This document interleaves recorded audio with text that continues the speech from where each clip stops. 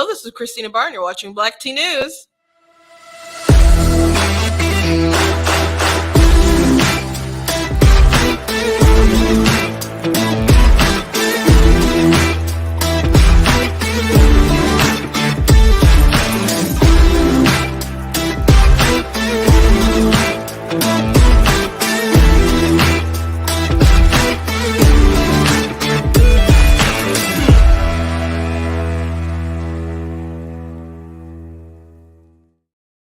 Hello, welcome to Black Tea News. I'm your host, Christina Barr, and today we're going to be talking about a little bit about Trump's trial in New York, his fraud case. He did show up the other day, and so there's some confusion about a lot of stuff that's going on with the law, and Trump has been talking a lot about his trial, and he's been denied the right for a jury. So I'm going to go a little bit into that, but I want to talk about this interesting article from the Washington Post laying out like the unique relationship between Vivek and Trump and how they're cozier than most other campaigns are.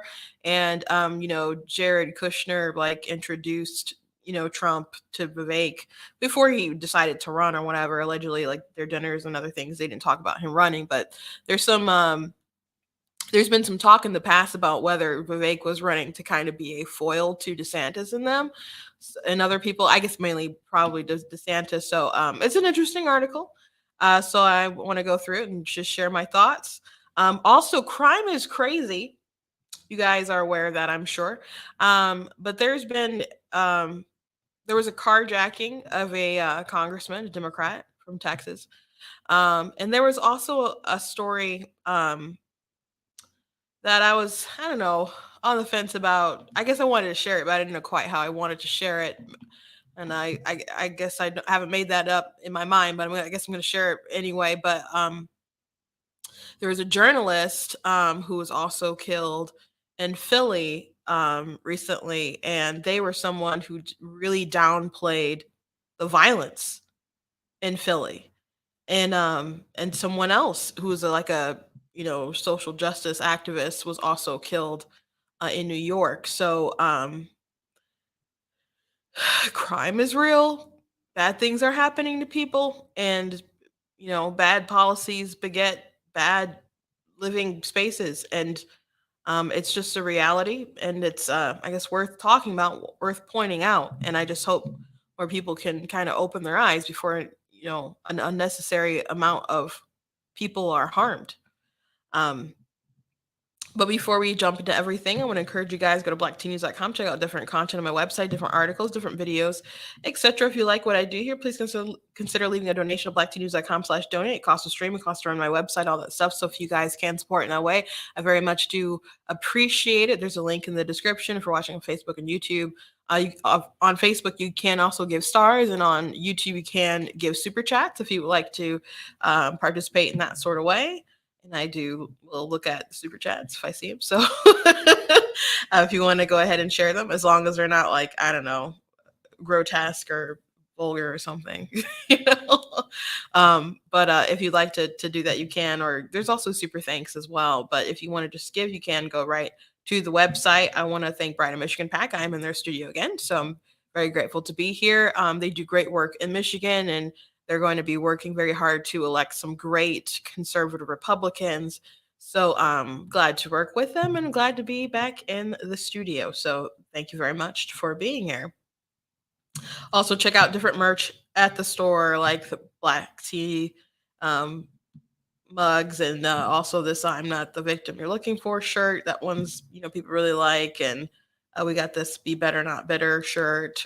So you guys can check out different books that I have, like "Slay Your Fear, How to Overcome a Spirit of Fear." That one's a nonfiction faith book that I wrote. I also have my other nonfiction book, of course, God is Blatantly Against Abortion, which covers obviously theology, but goes into rights, it goes into science, it talks about the political landscape and all that stuff. It's a very well-rounded book on the topic, and not just religious. And if you're like, well, why'd you bring religion into it? Because people bring it up regardless. You can not say anything and people will bring it up, and people will say, and then for Christians who are like pro-life, some of them will say like, I'm pro-life because I'm Catholic or something. I'm like, that people don't understand that. They just see you as you shoving your beliefs down people's throats. That doesn't say anything.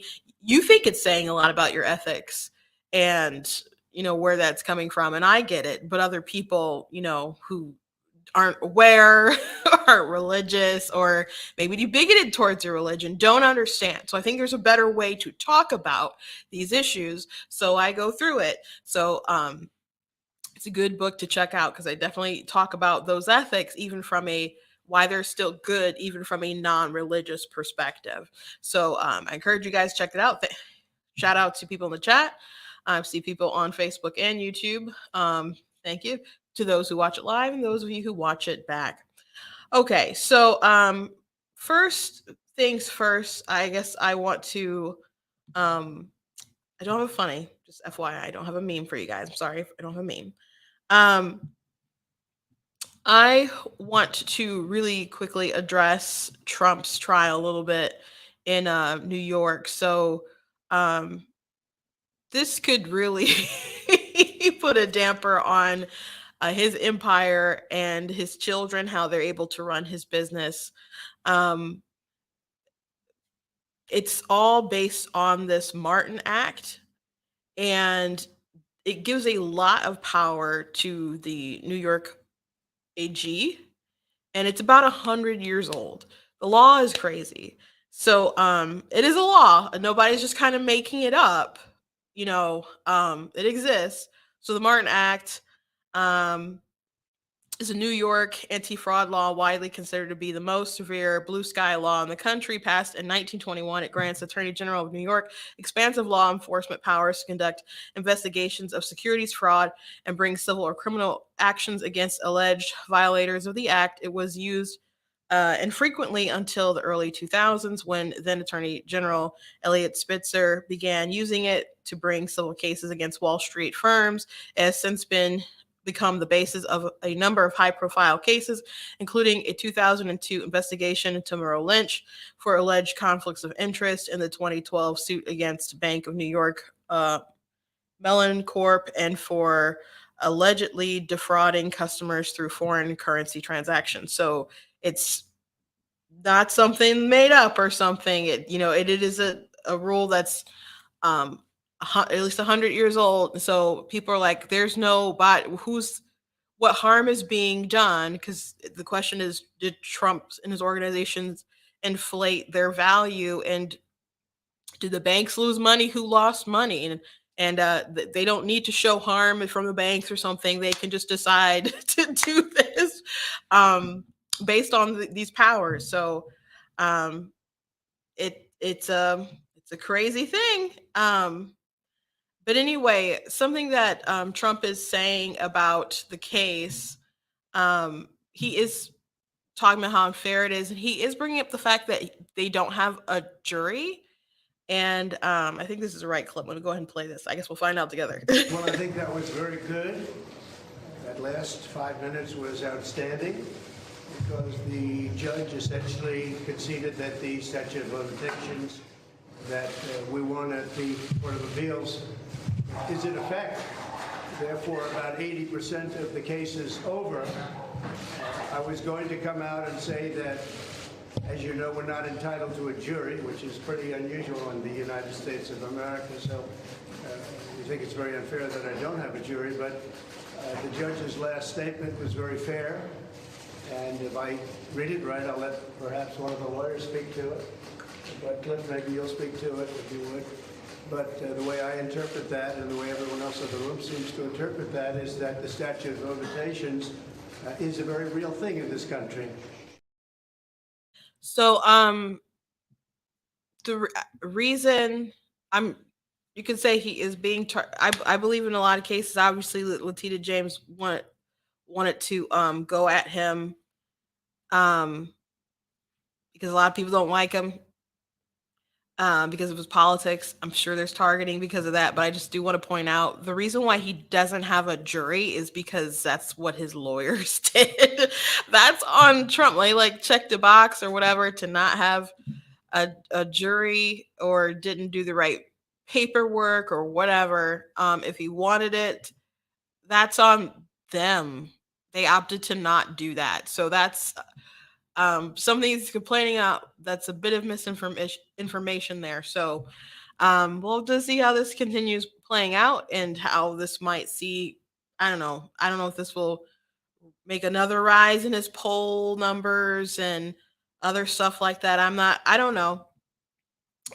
But Trump being in the courtroom is going to be something that we see a lot next year. And the Georgia case that's supposed to be all televised and stuff, that'll just, I mean, dominate as far as streaming goes. Um, but this is going to take up a lot of his time, especially with campaigning and stuff. Is that's going to go on the back burner, and Trump is going to be in the news nonstop, and it's going to be for this stuff, and that might make him very favorable in the general for whatever reason, because people feel like he's being attacked. He's being attacked because they hate him, and because they hate him so much, that means he's the best. He's the best. That's why the deep state is going after him. So we have to stand up and protect him. It invokes all of these, I don't know, mama bear feelings to voters and primary voters, but that doesn't mean that all that energy is still going to transfer to people like who are independents or moderate Republicans, or maybe not moderate Republicans, but just like kind of over Trump. Like that doesn't mean all those feelings are still going to translate, and that or especially independents. I mean, I've talked to you guys about polls when his first indictment with Bragg, which that one is like totally bogus, totally ridiculous. And they're like, yes, I think he's being politically persecuted. And I also don't care. I'm like, dear God, this isn't a good sign. So there's gonna be a lot of focus on this. It's gonna take up a lot of attention. It's gonna take a lot of attention off of Joe and onto Trump, because the media will plan it that way. At one point in time, something would come out about Hunter. The next day, they indict Trump. There was like 3 different occasions when that happened. So all these trials are going to be a big focus. So our voters have to kind of look at themselves and say, is this a good tactic going into the primaries and saying, I know he's still going to win with all these obstacles in front of him, especially, and you might think it's worth it, but it's like, is it worth it versus is it worth it to win? So people have to think about all of these things, because I guarantee you, that's part of the reasons why Trump and his allies, there was another call from people on his campaign that came out today saying that the RNC should just get rid of debates, and they're like, they should just focus on election integrity. And they said, and if they don't, they're letting the grassroots people know where their priorities lie, which is really crazy. Because after the election, they did raise a buttload of money. It was over $250 million or around that, on like election stuff. And there was supposed to be an official election fund, which didn't exist. And money went to like Trump's, PACs, like the Save America PAC, and money went to the RNC. And they, I was trying to look up and see what all kind of stuff they spent the money on today.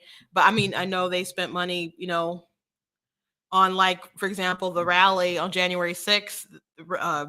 Some reports were that it was like they spent like $5 million on that. That's a lot for a rally. Especially like some of the price tags that people got paid for, like Kimberly Guilfoyle, who used to be on Fox, who was with Donald Trump Jr. She was on stage for like 3 minutes to introduce Donald Trump Jr. and she got $60,000 for that. Now, Turning Point apparently paid for that, but I'm trying to figure it out if there was other money that came to Turning Point besides that. But yeah, that was a big price tag for 3 minutes to introduce your boyfriend when like the fate of the country's on the line. So I'm saying I don't think they spent all this money that they said was going to be used for election integrity responsibly. Some of these things that we didn't like that they did during the election, like ballot harvesting or whatever, Dropbox, like some of that stuff was funded with the CARES Act that Trump signed. So he got played a bit. So the question is, what's the remedy now, and how are you going to stop the same thing from, the same result from happening? And are these funds going to be going to ground game and building up, you know, the team, and building offices, and whatever, playing at this a similar game of like ballot harvesting where it's legal or whatnot, doing all those things to kind of win? Um, or is a lot of money going to go to the legal bills? Because a lot of money has gone to legal bills. um, and other people are like elevating, that message, like, yeah, everybody needs to drop out, just cancel debates, everybody, we just need to coalesce around Trump because he's way in the polls, and he is in the polls from everything that we can see. And that doesn't seem to be changing anytime soon. However, um show me the money, I guess. um the trials are going to be such a big financial drain, and unfortunately a lot of the money that he's raising, they are going to his cases and stuff, and he had said on Meet the Press that they're raising money for other people as well. But I don't know who all they're paying for, because there's people who are, involved in other cases with him, who are co-conspirators or whatever, including in the Ryko case, who are flipping on him. And I'm sure that's why they did the Ryko case, because they wanted to pressure these people to flip on him, because if they can't pay for their own stuff, that's one reason why you do it. You want these lower people to flip on the person at the top. And I don't think it's right that they set it up in that sort of way, but it's obvious why they did it, and it's probably going to work. And then in Michigan, you guys know that the electors aren't really getting any help. I've complained about that before. So I'm optimistic about their case, though. Um but Trump has, I don't understand why he still has this lawyer with him that's made a lot of mistakes, including the ones about him not having the jury, if that really bothers him. That, like, the woman behind him was responsible for that. She's still on the team. So I had wrote a post that said he doesn't always hire the best people, and then he'll get rid of people and then get new people, and then it costs a lot to get them caught up. So the fees are just astronomical. And then people associate, there's like a, people, I guess, are probably risking a lot being associated with Trump at this point. So it's probably inflated the price as well. So I'm just trying to give you guys some real opinions here. You cannot like what I'm saying, but it's the Democrats bringing all these charges, all these indictments and stuff is really their version of 40 chess. They got us on a lot of things, and by every measure that we can kind of see right now, it looks like he's going to be the nominee. But who knows? Because no one has actually cast a vote yet. Moving on, the crime right now is crazy. I mentioned the other day about illegal immigration and how in my area where I live, the sheriff of Oakland County said that you have gangs now, international gangs hitting high value houses. And I talked about how Oakland County is blue now, and I wonder how people will respond now that this issue that a lot of people care about. Trump came in and made a big splash in 2016 because he took a very hard stance on immigration. He identified a big problem and he said, "That is my horse. I'm riding this horse to victory." And Ann Coulter like was laughed at because she said, they asked, she's on some show, maybe it was Bill Maher, maybe like, who's going to win the primary, presidential primary. She's like, probably Donald Trump. And Joy Reid was was there that night, and her face was just like, and everyone's laughing at her, and Ann's just, it's because of immigration. And Trump, I mean, besides the fact that he had high name ID. A lot of people already associated with him, read his books. I've watched Apprentice for years, and so he has he can self-fund. He had a lot of advantages, and he took some really key issues and he ran with it. And so people who, aren't Dana Lash was talking about how her family, who are like lifelong Democrats, some of them crossed over to support Trump on the immigration issue, and they know how it impacts jobs and other stuff like that. So people made this massive mistake with Biden in this last election, and the border is just wide open. Crazy crossings every month.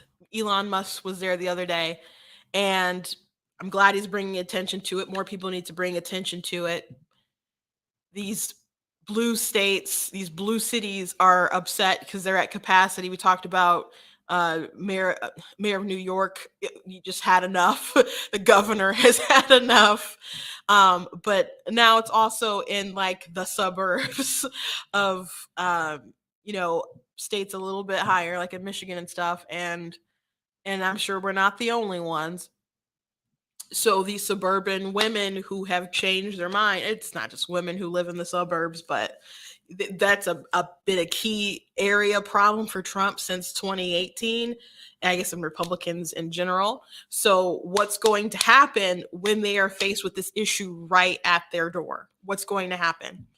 And so that's happening in other areas as well. So there was a Democrat lawmaker who um, was carjacked um,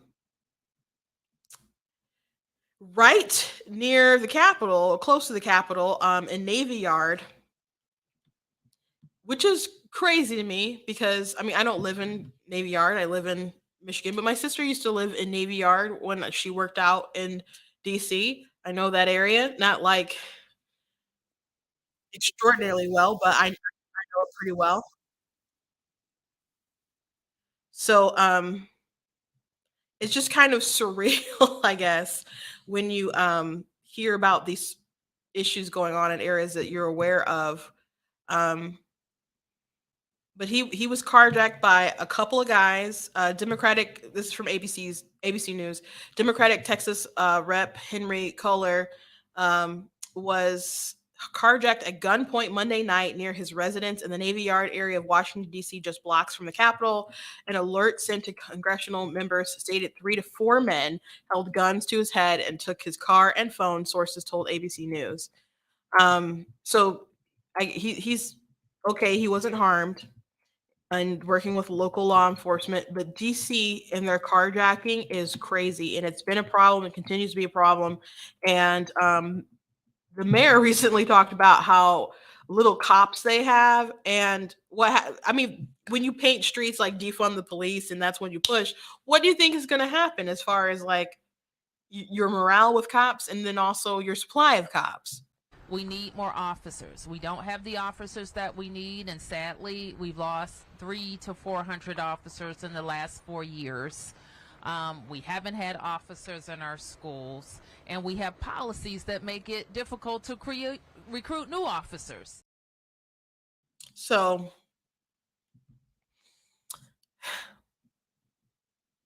yeah, you do have policies that make it difficult to recruit new officers, and a lot of it is your attitudes toward the criminal versus the people who are trying to put them behind bars. What's interesting about this story, though, is that some time ago, Democrats tried to pass a bill to soften laws or what would happen if you carjacked in DC. So this is from March of this year. This is a report from The Hill. So let's go back in time a little bit. House Democrats were infuriated and taken aback by President Biden's announcement on Thursday that he will sign a resolution to nix the District of Columbia's crime bill. The crime bill has come under heavy criticism from Republicans and centrist Democrats, but last month, 173 House Democrats voted along with what they thought was the White House's stance that Biden would veto the resolution in an attempt to stand up for the district's home rule. Instead, Biden made the revelation to Senate Democrats during lunch on Thursday and, in the process, angered their colleagues across the Capitol complex. The White House bleeped this up royally, one House Democrat told The Hill via text message, noting the White House issued a statement of administration policy opposing the resolution and backing D.C., and that House Democratic leadership told lawmakers that Biden was prepared to veto the measure. The declaration from the Office of Management and Budget called on Congress to respect the District of Columbia's autonomy to govern its own local affairs. So a lot of us who are allies voted no in order to support what the White House wanted, and now we are being hung out to dry. The lawmaker continued. Bleep amateur hour. Head should roll over at the White House over this, all in caps. The House Democrats added multiple other lawmakers were extremely pissed about the situation. And this would have softened some of the penalties for like carjacking and other things. So it's crazy that so many Democrats support it at all. I'm glad that that stopped pressure. I mean, but it stopped Biden with some pressure, I guess, from the media, or not the media, but Republicans and people bringing attention to it. But if implemented, the new DC crime bill would eliminate most mandatory sentences and lower penalties for a number of violent offenses, including carjackings and robberies. It would also expand the requirements for jury trials in most misdemeanor cases. Again, the carjackings in DC are insane. I think, was it maybe 2 years ago? Maybe I showed you guys a video of the teens. There was like two teen girls who hijacked a Pakistani man's car. He was like an Uber driver, and that was a horrific video. You come over, you immigrate to the country, and to go out like that. And then when the girls were getting out of the car, like they had a taser, and when they attacked him to get the car, and he kind of like, I guess his foot went on the brake or whatever, and I mean the gas, and the car ended up. No, he was like stuck being like dragged by the car, and the car like flipped over. He died, and as the girls were getting out the car, they're like, "Where's my phone? Where's my phone?" And people were so outraged because they're like, "A man is dead, and you're asking where your phone is," and they were young kids. You have young kids doing these crimes, and it's incredible to me how insane the crime is right now. It's incredible to me that there's so many young people involved in this, because in my mind, I'm just like, I can't imagine doing all these things and putting a blot like that on my family. I can't imagine embarrassing my family like that. I mean, I wouldn't do it. It's immoral anyway, but I'm just like, how could you bring that shame and dishonor? But I don't know, maybe it's a generational thing. It can't be that much of a generational thing, but not that old. Um I don't know, maybe it's just a product of different home training, obviously, but it's just the idea of doing all these things is so foreign to me. People participating in these big group flash mob scenarios, like in Philadelphia, there was this crazy crime spree of all these people breaking into different stores, grabbing stuff, and Apple stores. And I think I showed a video of a liquor store. There was one woman who live streamed it and was crying after they got her. I'm like, if you go on TikTok or wherever it was she was streaming it, what do you think's going to happen when you blast your face on the internet stealing a bunch of crap? But when we have a society of people who just believe they're going to get away with all these crimes because we're not taking them seriously, then I guess you can build that sort of confidence and that sort of stupidity to just have it happen. So she's got a mug shot with tears, just like tears stained on her face. Yeah, the dummy, sorry, streamed it all. But again, it's amazing that so many Democrats supported that. Um, Another crazy thing that happened, and again, this story I didn't know quite how I wanted to mention or talk about it, because it's really fresh. But um, there was a leftist journalist activist named Josh Kruger who was tragically shot dead in Philadelphia in his home. Um, and he really would downplay gun violence over and over again. I don't want this to be a, they owned you in the end kind of conversation. I don't want it to have that sort of appeal. I don't want it to have that sort of you got what you deserve appeal. And I know reporting on such things or talking about such things will gain a reaction from someone to behave in that sort of way. I guess at the end I can't control how people receive this or take this, but I think it's worth mentioning because um I've seen this repeatedly. There was one person with a pretty decent account who went to like Chicago and took some pictures of like the downtown area where the bean is, the big bean or whatever. And it was like, "Oh, look, oh, it's so much crime. Ooh, it's like you're going to a touristy area in the middle of the day." And I know people who have lost loved ones shot dead in Chicago. Like, don't mock the coverage of these things that are happening. It's not like people are making up stuff.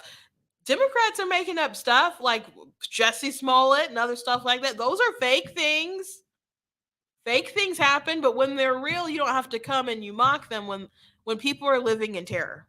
When people are losing children, mothers, and fathers. So I've seen this multiple times from I don't left-wing activist journalists or whatever trying to downplay some of the crime and stuff that's going on. And this is such a person,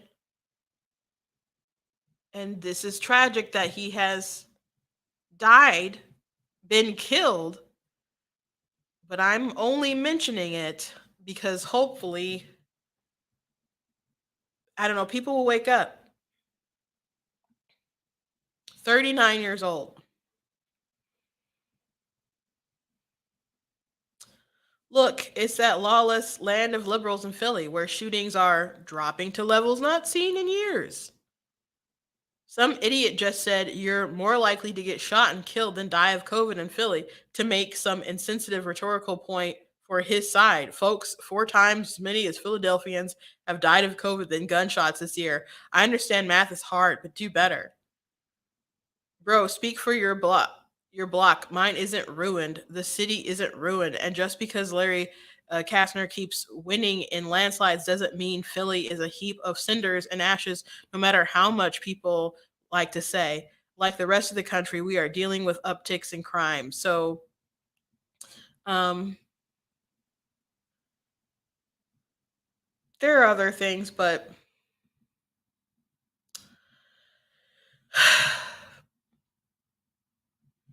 it's continuously getting bad in a lot of these places. Continuously getting bad. I talked about a couple weeks ago. Um, there was a woman in Minnesota who was like defund the police and was like a Democrat activist. Can't remember what a role that she had, but she was attacked.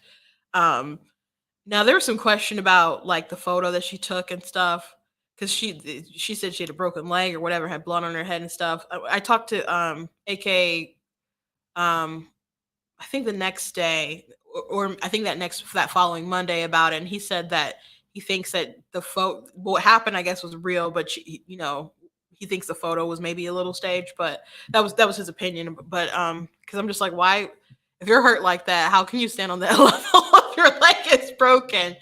But they let's do something about these issues rather than virtue signaling about them. We have a deep problem with these prosecutors and other people being soft on crime, and these legislators being soft on crime. Um, Even in when stuff happens at schools, people soft on what happens in the classroom because they don't want to go through these school to prison pipelines or whatever. And the ACLU doesn't want you to report things that happen that are violent in the classroom or whatever because you don't want to ruin someone else's future. But like, what if this person is a potential serial killer or something, and you don't want to, like,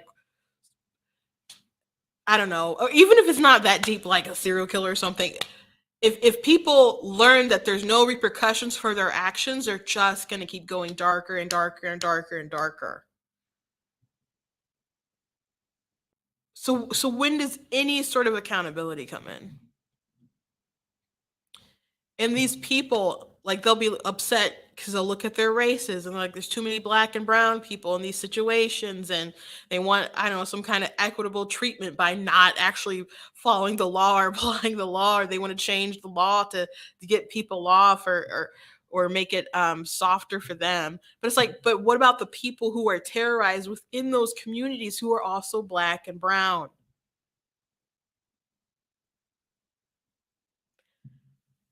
People are sick of it. I hope people are sick of it. Maybe not enough are sick of it yet. Maybe not enough because it's been bad. But I'm sure these issues will continue to mount and people will continue to be irritated. The border is a big issue right now. Republicans are polling very well as far as who do you trust more on the economy, the Democrats. Um, I saw a poll that had it was like the highest rating for the Republicans ever. Well, not ever, I think, but since like the 1991, and they've been taking the poll since 1950s. So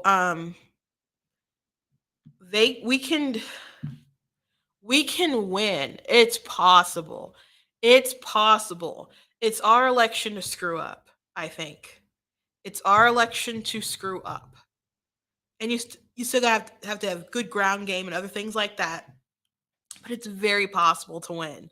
Um However, there are shenanigans. Um Matt Gaetz is trying to get rid of Speaker McCarthy right now. Um and he's going after everybody, kind of seems like. Um he said some words about Jim Jordan and other stuff. I don't know what his end game is because it doesn't seem like there's a plan so much. At least that's what comes off to me. And I don't even know who they have like slated to replace him, but like apparently he's been coordinating with Democrats and stuff to try to vacate, McCarthy and other stuff, and Ilhan Omar and other folks standing behind him. And um, I don't know what's all going on because obviously I'm talking to you guys. I know this is kind of like breaking stuff, so we can talk more about this tomorrow. But let's just get it together. Just a little bit. Let's get it together. We can win. We really can. We really can. People are very upset with how the economy is, the border, other things like that. Those things are important issues. People are willing to make a change. I don't know how many people are willing to say they made a mistake, but they are willing to make a change.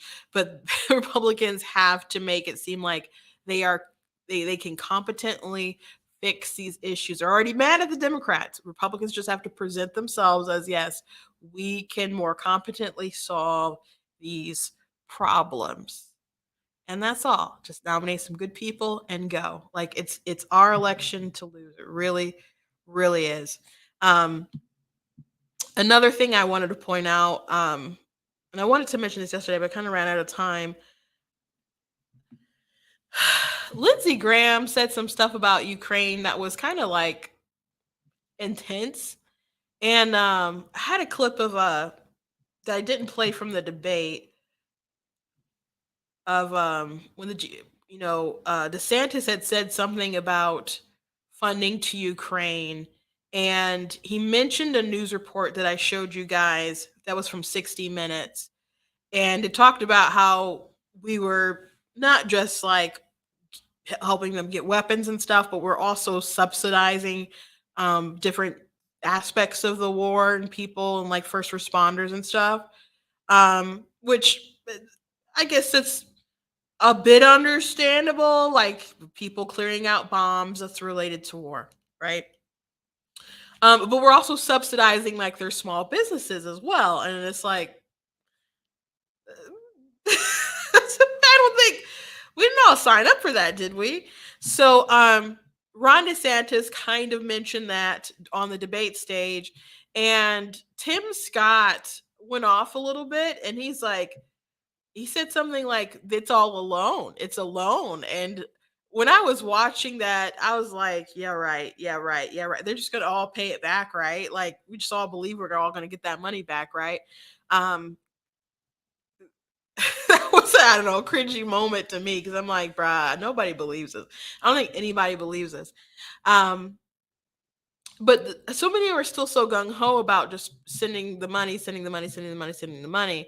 And this Lindsey Graham comment was interesting to me. He said this like it was either late last week or earlier this week. Have you asked Donald Trump, your friend, to come out and publicly support more aid to Ukraine and to push some of these skeptical members of the Republican conference? I'll leave it up to him to what to do, but he wanted to get out of Afghanistan. Well, Vladimir Putin has been praising him for his comments about Russia and Ukraine. Here's what I'll say about President Trump. He did not pull the plug on Afghanistan, even though he wanted to. The biggest mistake we made since the war on terror is withdrawing from Afghanistan. To President Trump and anybody else, if we pull the plug on Ukraine, that's 10 times worse than Afghanistan. There goes Taiwan. To stop funding Ukraine is a death sentence for Taiwan. Putin will keep going.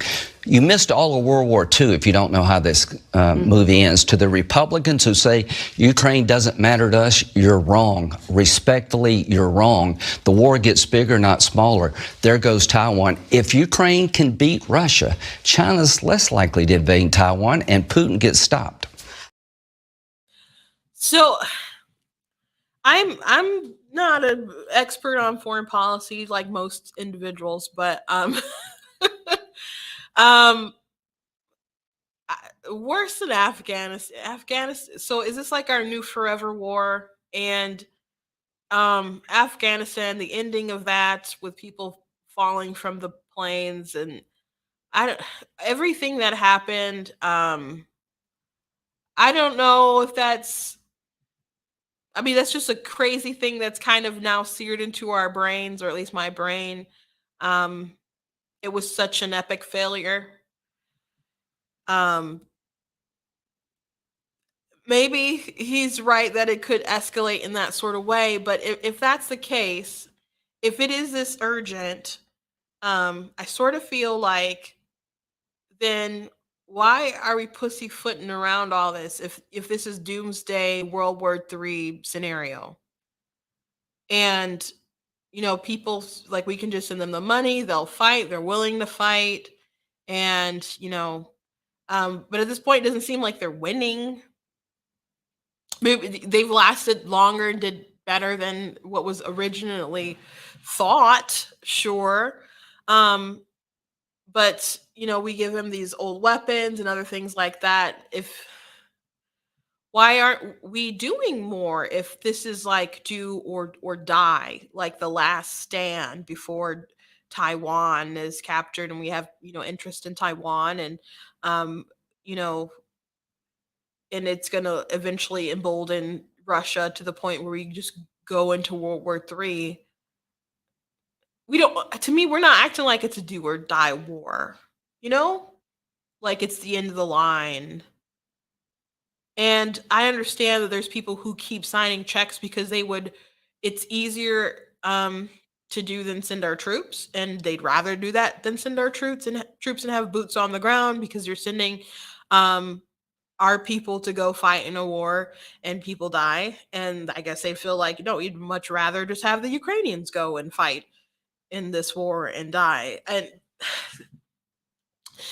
do you guys get what I'm saying? it If it's so important, then the checks, just assigning the checks or what we're giving to them, it doesn't seem to be working as far as being able to put a stop to Putin and his war there. So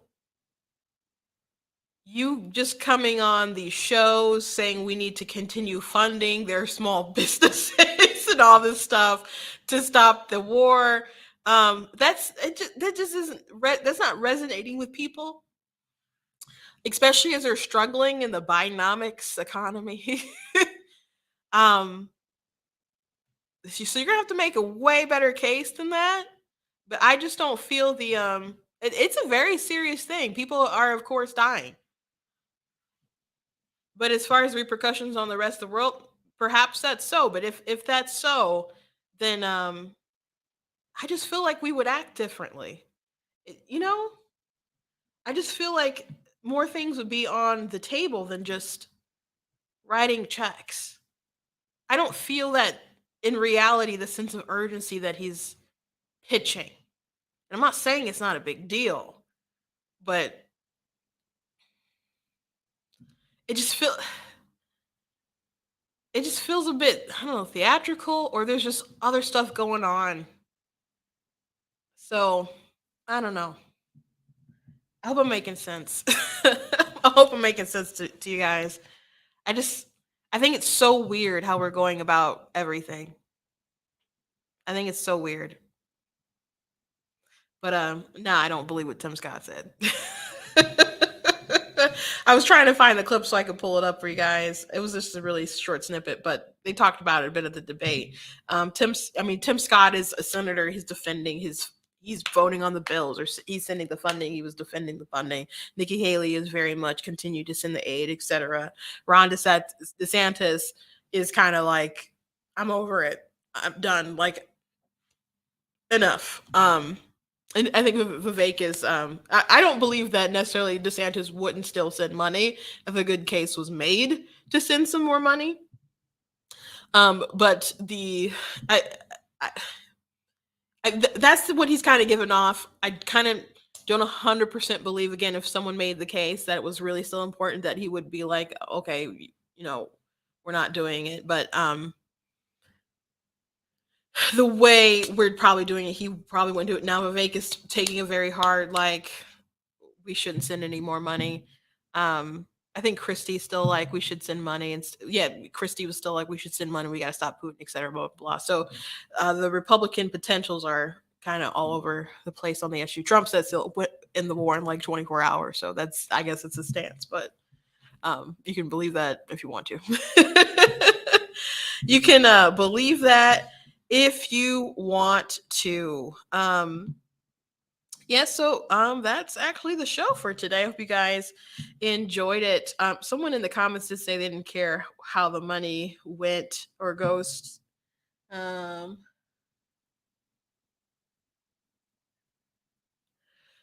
As far as like fundraising, I guess when I mentioned people fundraising for Stop the Steal or fundraising for the campaign, and Trump spends his legal bills, I don't know exactly where the comment was directed toward, but I don't know, when you do fundraise for money and people think it's for a particular thing, I mean,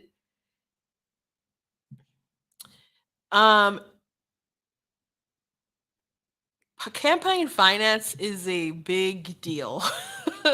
And they were issuing subpoenas and stuff, asking a lot of questions back in April about it, or they might even been, I think it was April, just this past April, and I think it was April before, I think it was this year, regarding like the spending and stuff. So they didn't bring any indictments and stuff on it. It was something that they talked about during like the J6 committee and stuff. But that's another avenue I guess they were thinking about, and they haven't brought charges. Who knows? Maybe if Hunter Biden gets a new charge, Trump will get a new charge. That's how it appears to be working.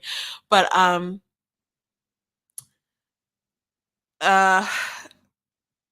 don't know if people. My point in bringing it up was that if they're going to advocate that we need to shut down debates and have everything focused on the efforts to stop the steal, I don't believe them. or for election integrity and other stuff. That's what they're pitching, but that's what they pitched before. And they didn't use the funds in those ways. They just used it for more reelection stuff. And they kind of said, like, oh, it's all connected or whatever. So, people thought it was going to go toward, a different thing. So maybe ultimately people who donate just don't care where it goes and how it's spent, and that's fine. Um, if you feel that way. But to make calls that everyone else should drop out, the RNC should stop everything as far as entertaining any of the other candidates, and no votes have been cast in any state primary yet. And everyone should just focus on stopping Democrats from stealing the election or whatever. And if they don't stop the debates and stop everything, then they're telling the grassroots that they don't care. That's hysterical language.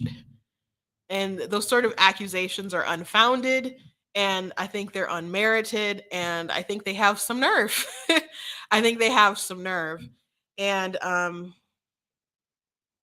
for phrasing it that way, for pushing it that way. So just let them happen. The primaries are happening. I did not even get to the Vivek story. Now that I think about it, let me push into that really quick.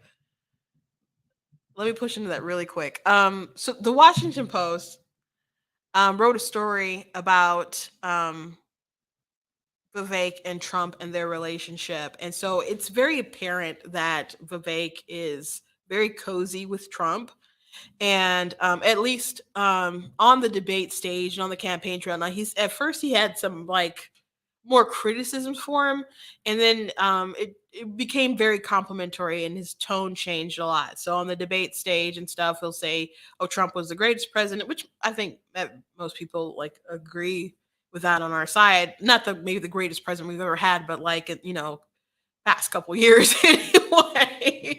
People like Trump and his policies and what he did, and Vivek is like, he was great, he was awesome, he was amazing, but I'm just going to take it to the next level. So even in this last debate, I think we read on earlier this week Trump's comments about it, or maybe it was last week, but he trashed DeSantis. He's like, oh, he's tanking, and he said Nikki Haley was bird brain, and he said, talked about Chris Christie, and he talked about Tim Scott. Didn't say anything negative toward Tim Scott really, but he, like, Vivek is great. And so people were like, you can kind of rate who he, is annoyed with and who he thinks is a threat based off of his truth, as they call it, I guess, because, DeSantis actually did very well that night. And Vivek did okay. I definitely wouldn't say he won by any stretch of the imagination, but, Trump was like uplifting him, but he says nice things about Trump. So, Trump in turn says nice things about you. That's usually how it works with Trump. It's pretty much that simple. But people have suspected that Vivek is in the race to be like a foil for DeSantis, to eat up some of that, Trump alternative vote. Like, we like Trump, but we're looking for something different. And so Vivek comes in all nice, with some of the Trump policies and just wants to take it to the next level, and he's like, I'm that option. I'm that person for you. Even though again he said some things in the past that run contrary or that have been critical to Trump, especially things that he's written in his book, like Nation of Victims, and he talked about how Trump was pushing victim culture, how his election claims had no basis in them, they were just as silly as Stacey Abrams, and that he was turning the Republican Party to basically a bunch of sore losers. And he was asked about that while he was interviewed with Candace Owens, and a pro-Trump guy was asking those questions because there were some passages circulating. And he's like, "Oh, those are airlifted quotes, and that's from a satirical chapter." And Candace is like, "Oh, okay, all right." And so neither of them had read his book, and so after that I did buy his book so I could fact check him there. And come to find out, it was not a satirical chapter. I have a video on that if you guys want to go back and watch that. So yeah, he still said some nice things about Trump's policy. He was upset that Trump lost, but I think he said he was upset that his guy lost, but he was at peace because that's, the country working or whatever. But he did not think there was any fraud. He thought, 2,000 mules was a bunk thing, and he criticized that. So that all still exists on paper or in my, digital, because I have a Kindle version of it that I paid for. So there's some interesting stuff that Vivek wrote down in there, including about a 59% inheritance tax, which I find fascinating. And frankly, I will just be frank, I'm definitely not voting for Vivek in a primary. But for the 59% income tax, inheritance tax thing alone. But there's other reasons. But what's interesting that they're reporting is that Vivek and Trump have had conversations, at least on the phone and stuff, that um, are kind of more than the average campaign. Now, Vivek is saying that he's made calls to, like, he called DeSantis during the hurricane and other stuff. Um, so he's talked to other people before. So Washington, I guess you can take this with a grain of salt. Washington Post is trying to build up this like big connection, and Vivek and them is downplaying it. So where's the truth? Perhaps it's somewhere in the middle. I don't know, but I'm gonna read this whole article, but I'm gonna start in the section where it talks about a dinner in 2021, said it by Jared Kushner. The Trump Ramaswamy relationship dates back to 2021 after Trump's son-in-law Jared Kushner arranged a dinner to introduce them, according to people familiar with the meeting. As Ramaswamy traveled the country promoting his book, Woke Inc. Inside Corporate America's Social Justice Scam, he made a stop by Trump's golf club in Bedminster, New Jersey, to meet the former president for the first time. Kushner, a friend of Ramaswamy's, thought Trump would like the first time author, according to a person familiar with the relationship. In the interview, Ramaswamy recalled he and Trump discussing politics in his home state of Ohio. During the meeting, Ramaswamy said that Trump asked his opinion on the various candidates running for U.S. Senate in the state, and that Ramaswamy praised J.D. Vance, a former classmate of his in law school who went on to win the seat last November. They did not talk about his own political aspirations at the dinner, according to Ramaswamy. Trump's intellect exceeded my expectations, Ramaswamy said, citing his memory and command over specific details relating to his foreign policy record and tenure in office. And affable personality, which greeting guests on a deck at the club. He kept commenting on my energy. I was like, actually, I thought you had a lot of energy too, Ramaswamy said. Quick trigger moment. When I read that, it brought me back to, I'm sorry, this is off topic. When the days of The Apprentice, because Celebrity Apprentice, Annie Duke versus Joan Rivers. Trump would keep talking about like her stamina and how much energy she had, and it was impressive for her being elderly, sure, but I'm like, bro, like Annie Duke is far better. She's better at the fundraising and the strategies and the tasks, and she should win. She should win. And Joan also like ran out and had an epic meltdown when Melissa was eliminated. And she talks so awful about Annie Duke. She's like, she's a poker player. And anyway, Joan ended up winning The Apprentice, and I was so mad. That's probably the biggest upset I had watching that show, and I was upset about that for years, and I guess still upset about it. But I just thought that was the biggest mistake. Um, and I don't know, it's because Joan was a bigger star and they're friends or whatnot, but Annie should have won that, and I would still tweet him like, Annie, you should have won. There were other times I didn't agree with his wins, but I just wanted to rant a little bit about that. Ramaswamy said he was not close friends with Jared Kushner, whose brother Josh Kushner overlapped with him as a student at Harvard, and that he had only ever met Jared Kushner 2 or 3 times. So that's I guess we can take Ramaswamy's word for it because there's people who say that him and Jared are friends, and but whether they're friends or good associates or whatever, close, I I wouldn't know. But the other person familiar with the relationship described a closer dynamic and said Jared Kushner and Ramaswamy had spoken often before Ramaswamy announced his campaign. The two men have not been in contact since he launched his campaign, according to Ramaswamy and this person. Um, Ramaswamy launched his campaign in February and says he is in agreement with Trump on more than 90% of policies, but he could do better to move forward on accomplishing them and uniting the country, even as he has embraced extreme and polarizing ideas of his own, such as raising the voting age to 25 unless certain conditions are met. I think he'd have a hard time in general with some of his policies, uh, truly. The donor class and the Republican Party does not like Trump, and they don't like it when other candidates say good things about Trump, and that puts other candidates on a tight leash, Ramaswamy said in the interview. What runs through the undercurrent of the Trump movement is a form of nationalism, and I share that nationalism.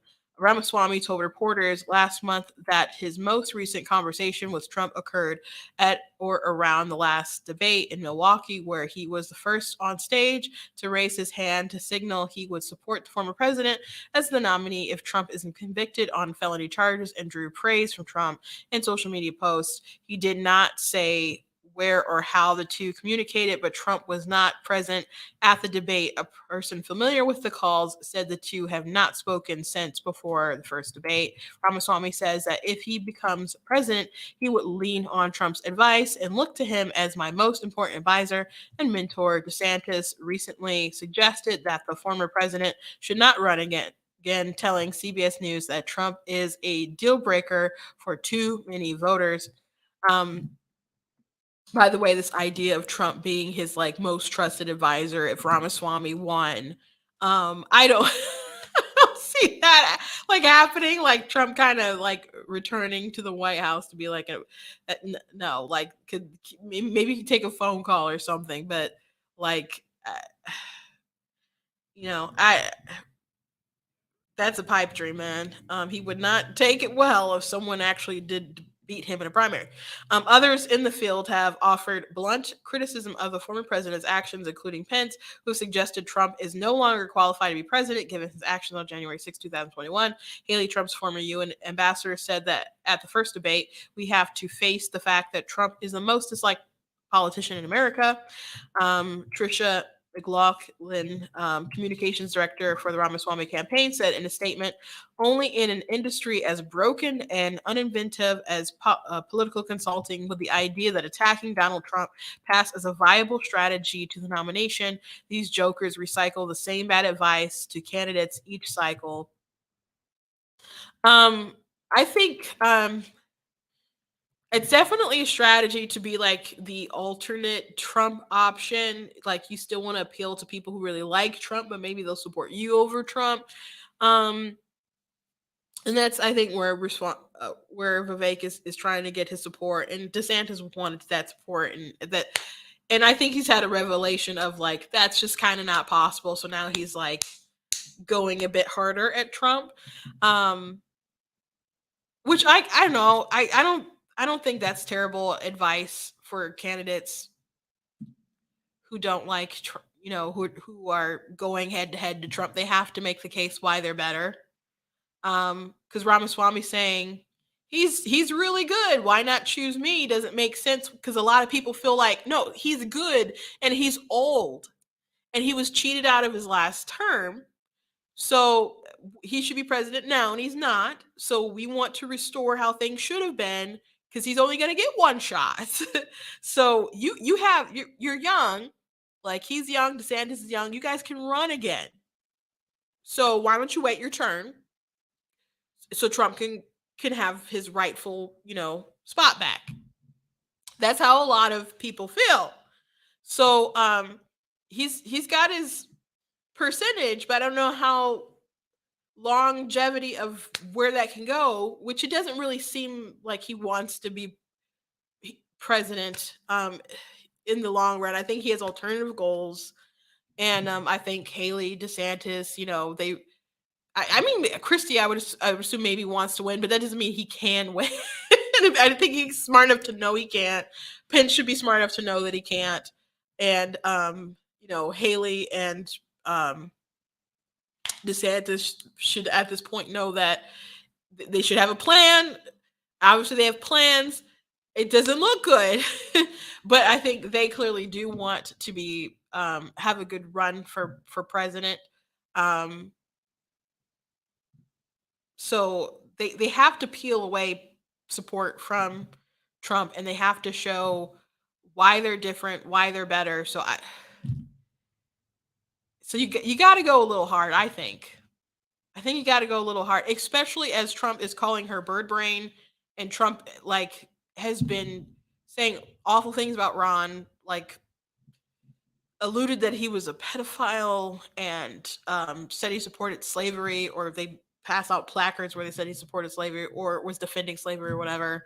And there's other stuff too. So um, you can't get all, I don't know, soft and just buddy buddy like that with someone who says those things about you. So them criticizing people coming hard at Trump, that's just got the way it's got to be. Get the primary, man. Ramaswamy hasn't shied away from attacking his other rivals. During the first Republican debate this summer, he told Haley, "I wish you well on your future career on the boards of Lockheed and Raytheon." That, as the two sparred on the debate stage over Ukraine policy, he and Pence have also clashed, with the former vice president calling Ramaswamy a rookie, and Ramaswamy recently attacking Pence for pushing a return to traditional conservative values, saying that candidates like Pence awoke from a deep slumber to realize the world and what voters care about isn't what it was 40 years ago. Yeah, they had some interesting back and forth the first debate. Craig Robinson, an Iowa GOP consultant, described Ramaswamy's strategy as a great little play for now, but question its long-term efficacy. It only moves you so far, Robinson said. Are you playing to be his vice president pick or for a cabinet position or whatever? At some point, you're still running against Trump, and you're going to have to make that case. Trump and his allies have said that they're happy to have Ramaswamy in the race and don't view him as a threat. Instead, they view him as a useful in the primary and someone defending him, according to two people close to the former president or his campaign. Ramaswamy also contributes to a crowded GOP field in which candidates have struggled to emerge in the polls as a clear Trump alternative. He likes that Vivek stands up there and praises and defends him and thinks he has some talent. Yeah, like on the debate stage and stuff, he will go out there and defend, Trump's legacy policies or whatever. So he does also act like as a Trump surrogate when he should be advocating for himself. So that's why a lot of Trump people like him, his team, different influencers, elevate Vivek.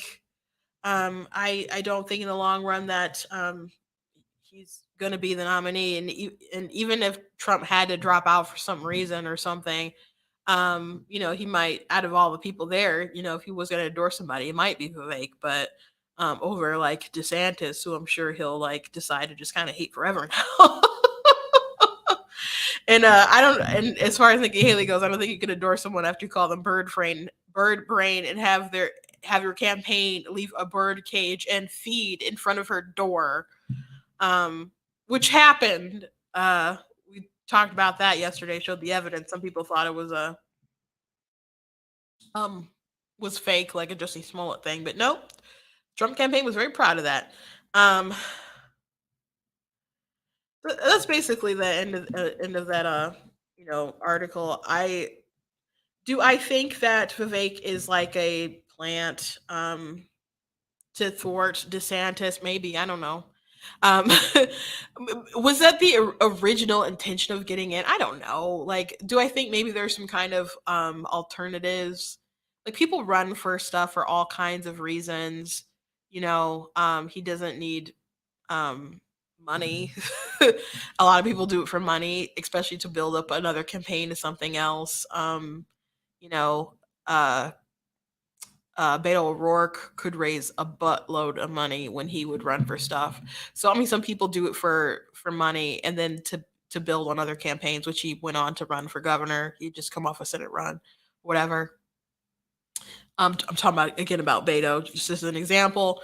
Um, it could be to help launch. I don't know if he wants to run for Senate, if he does want a cabinet pick, if he's trying to launch some other kind of show. He was interested in other kind of media, like there was talks about him doing something on Daily Wire, but that didn't like pan out.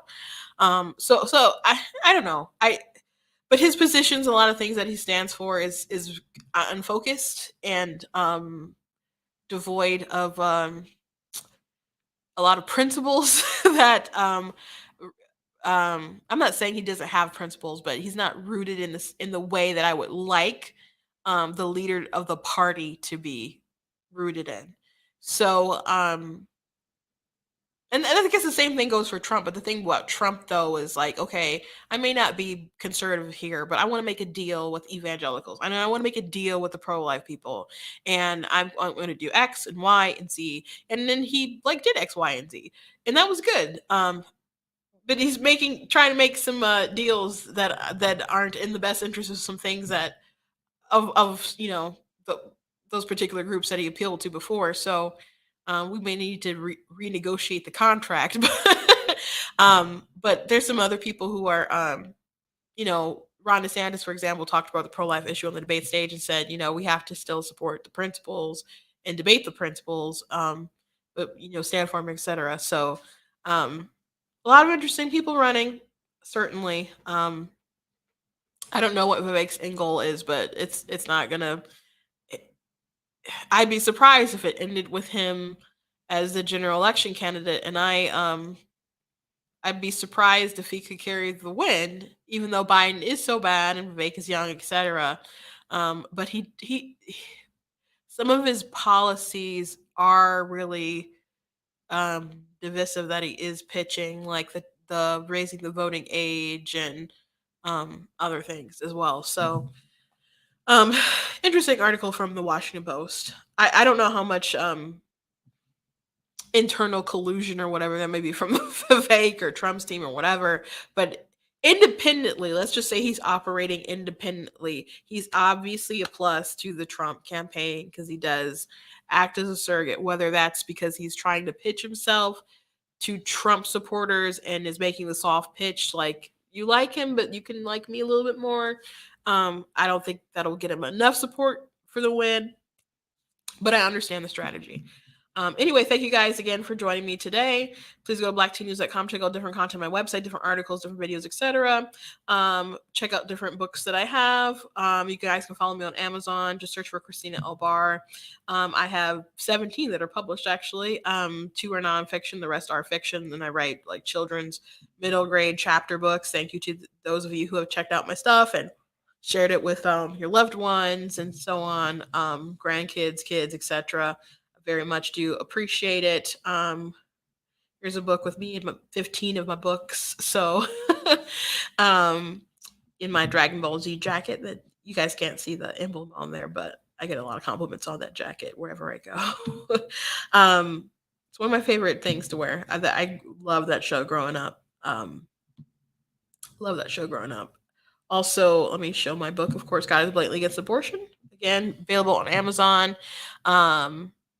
And Barnes and Noble. You guys can get a paperback or you guys can get it in Kindle, and it mentions theology, obviously, but also rights and politics and philosophy.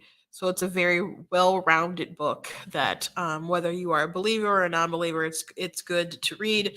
But I really saw this as a need in the church, especially after Prop 3 and how a lot of voting is going down on different initiatives across the country. So I think if people in the Christian community were kind of being taught properly, I guess we wouldn't probably have as big of an issue as we are having one. So we have to still stand for our principles, but we have to debate them and know how to properly stand for our convictions. So that's, I'm trying to add to that conversation. Thank you to all of you in the chat for your conversations and with each other and adding to the conversation. I responded to a little bit, but I appreciate you. Thank you to those who watch it live and those who are going to watch us back later. And if you would like to support, go to black2news.com, check out different content on my website, and also donate there. God bless you, and I will see you guys tomorrow.